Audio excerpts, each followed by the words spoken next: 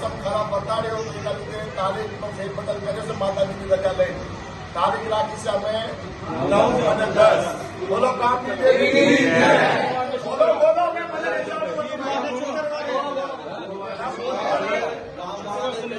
બોલો આયા તો આજુ કરાવું છું અને આગળ સિસ્ટમ બુક કરાવી દો તો પણ વરસાદ હતો 80%.